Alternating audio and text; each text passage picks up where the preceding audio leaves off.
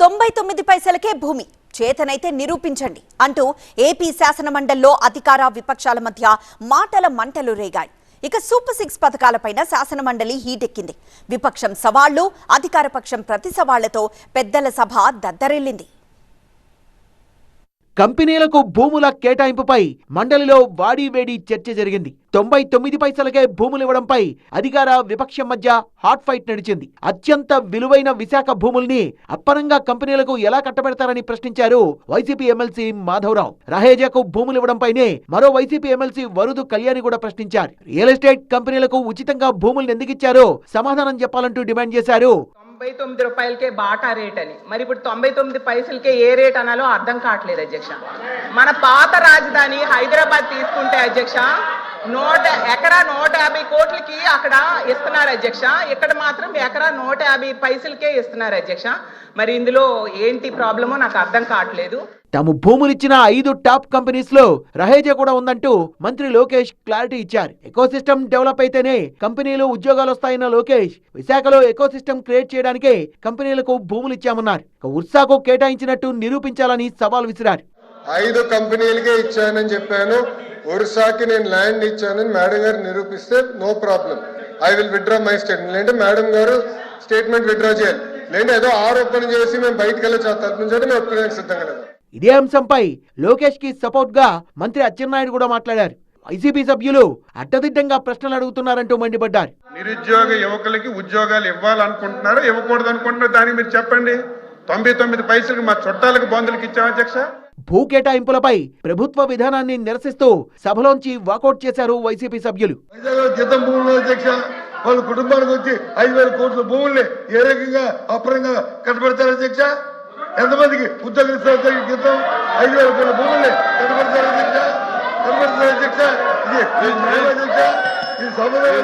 కొన్ని దశాబ్దాలుగా గీతం విద్యాసంస్థలు సేవలు అందిస్తున్నాయి. ఎన్నో లక్షల మందికి ఉద్యోగాలు వచ్చాయి. అలాంటి సంస్థపై రాజకీయ లబ్ధి కోసం విమర్శలు చేయడం వైసీపీకి సరికాదంటోంది అధికార కూటమి. గీతం విద్యా సంస్థకు వచ్చేటప్పటికి తెలుగుదేశం పార్టీ పుట్టక ముందే ఆ విద్యా సంస్థ నెలకొల్పబడింది.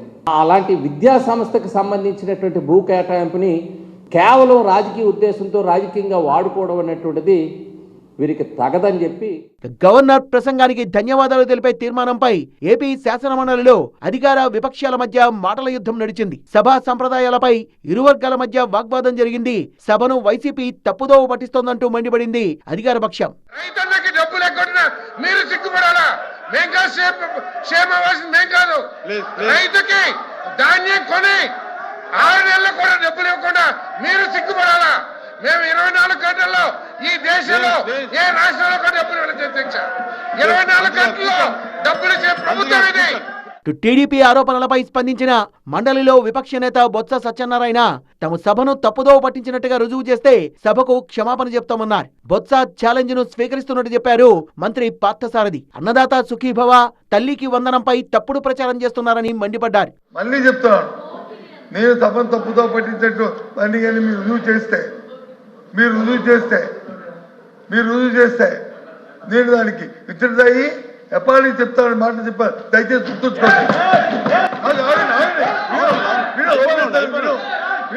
48 లక్షల మందికి అన్నదాత సుఖి భావిస్తే గౌరవ సభ్యుడు అంటాడు ఒక్క రైతుకు కూడా పడలేదని అంటున్నారు. దానికి కూడా మంచి ఛాలెంజ్ అధ్యక్ష. నేను ఛాలెంజ్ చేస్తా ఉన్నాను. If you are ready to take, మీరు సిద్ధమైతే నేను ఛాలెంజ్ చేస్తాను, సిద్ధంగా ఉన్నా.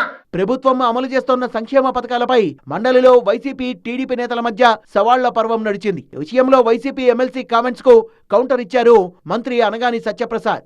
2 సంవత్సరాల పరిపాలనలో వాళ్ళు 20,000 రూపాయలు ఎక్కడ పే చేస్తా ఉన్నారు. కనీసం ఒక్క సంవత్సరమైనా 20,000 రూపాయలు పూర్తిగా రైతులందరికీ కూడా పే చేస్తుంటే మేము తప్పకుండా కూడా ఆయన ఛాలెంజ్ మేము స్వీకరిస్తాం అధ్యక్ష.